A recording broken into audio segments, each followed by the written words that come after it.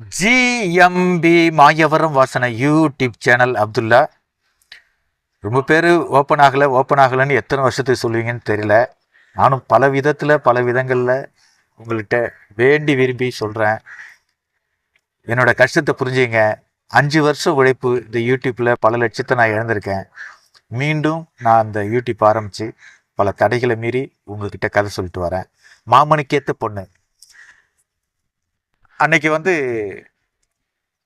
பாப்பாத்திக்கிட்ட காத்து சில தகவல்களை சொல்லி ஷாக் கொடுத்துட்டு போயிட்டான்.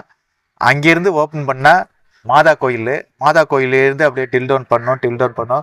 ஃபுல் தெரு அந்த பாப்பாத்தி அப்படியே நடந்து அப்படியே தப்பி தள்ளாடி அழுத முகத்தோட போயிட்டு இருக்கான்.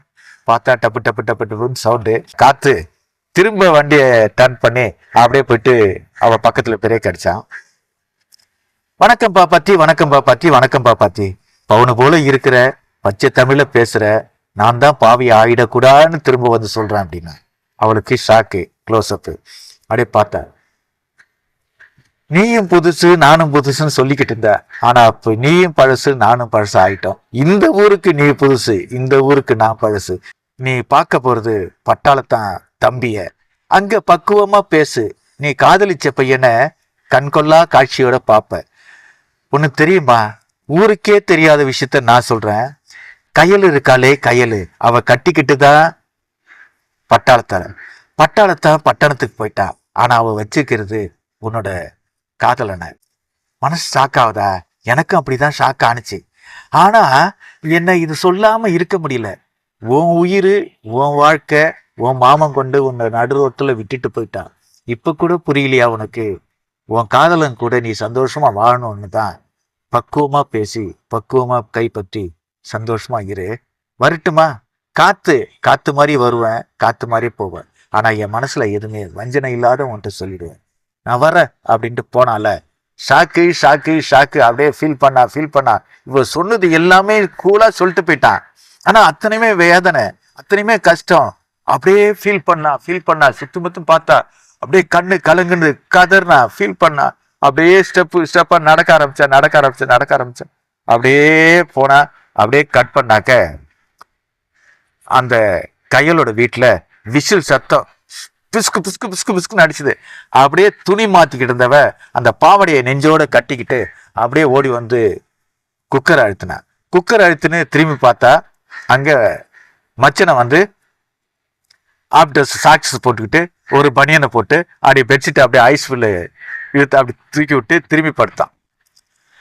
பார்த்தா ஸ்டெப்ல சவுண்டு கேட்குது, படிக்கட்டுல டக்குன்னு சவுண்டு கேட்குது. ஓடனா ஜன்னலை எட்டி பார்த்தா இல்லைங்களா?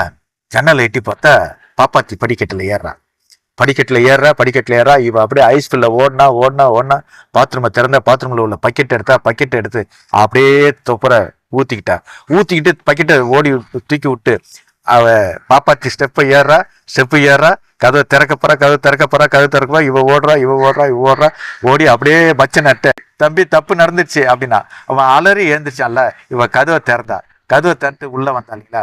வரண்டாவில இருந்து எட்டி பார்த்தா, தம்பி என்னை மன்னிச்சிடுங்க தம்பி, நான் தப்பு பண்ணிட்டேன் தம்பின்னு அந்த மச்சனை நான் கட்டி பிடிச்சி பச்சக்குன்னு ஒரு முத்தம் கொடுத்தேன் சார். அப்படியே ஷாக்கானா பாப்பாத்தி அந்த கையில இருக்க பெட்டி இருக்குல்ல, அந்த பெட்டி அப்படியே தூக்கி வீசினா.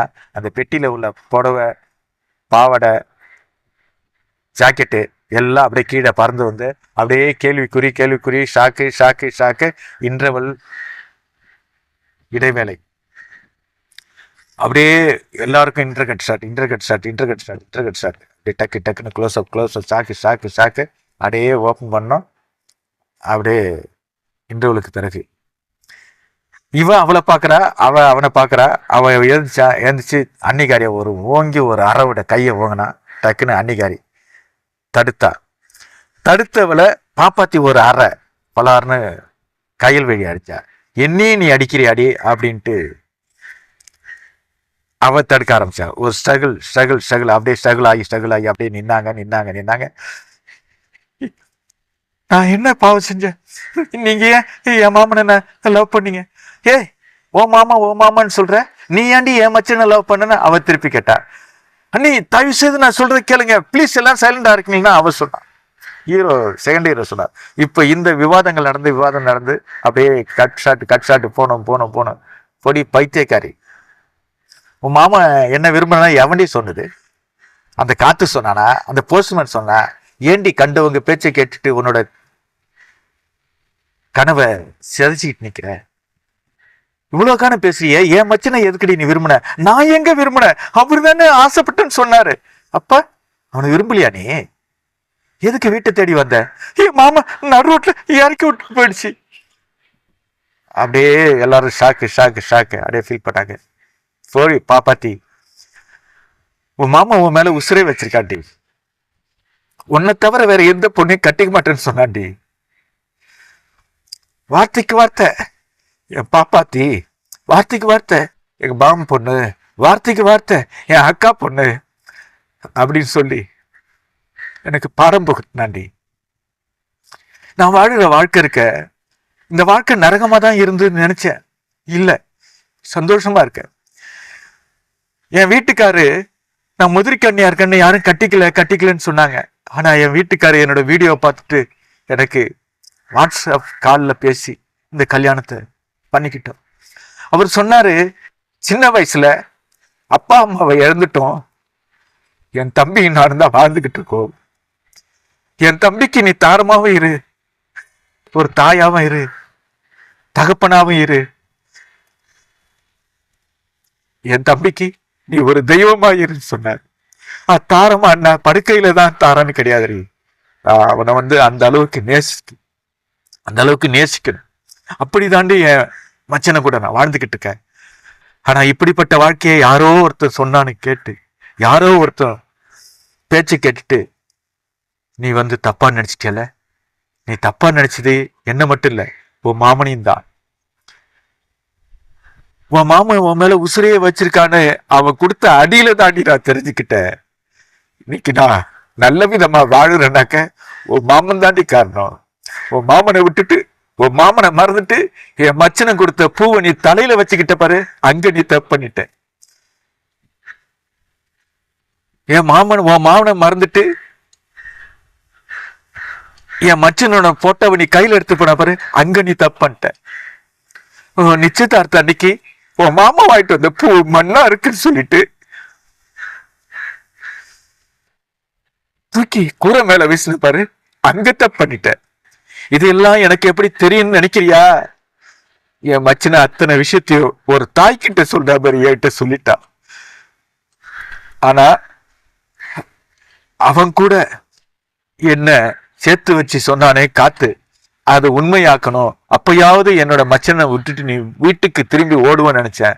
ஆனா வீட்டுக்குள்ள என்னையே அடிக்கணும்னு நினைச்சப்பாரு. இப்ப சொல்றேன் பாப்பாத்தி, ஓ மாம தங்கத்துல தங்கம், உயிருக்கு உயிரா உன்னோட இதயத்துல அவன் குடியிருந்திருக்கான். அவனோட இதயத்துல நீ இருக்கிற. தயவு செய்து இந்த வீட்டை விட்டு, இந்த இடத்த விட்டு போயிடு. என் மச்சனை நீ மறந்துடு. என் மச்சனனுக்கு என்ன பண்ணணுமோ அது எனக்கு தெரியும். என் வீட்டுக்காரு விரைவில் வரேன் இருக்காரு. நீ போ, உன் மாமா காத்திருப்பான் அப்படின்னு சொல்லிட்டு அப்படியே அழுதா. விசுபல் நடந்தா அந்த தெருவுல இருந்து அப்படியே டாப்பாங்கில பார்த்தோம். எங்க போறது? மாமா வேண்டாம், தப்பு மாமா, மாமா என்ன மன்னிச்சிரு மாமா, நீங்க நல்லவங்க மாமா, நான் தான் கெட்டவன். ஒரு நிமிடம் என் உயிரை காப்பாத்திட்டானே, என் உயிரை காப்பாத்திட்டாரே அப்படின்ட்டு அந்த பூவையும் அந்த பூட்டையும் நான் எடுத்தது தப்புதான் மாமா, என்னை மன்னிச்சிரு மாமா, நான் வாழணுமா மாமா, உங்க கூட வாழணுமாமா அப்படின்ட்டு அப்படியே அவுட் போனா அப்படியே காலை அப்படியே பேன் பண்ணோம் அப்படியே டிசால்வ் பண்ணாக்க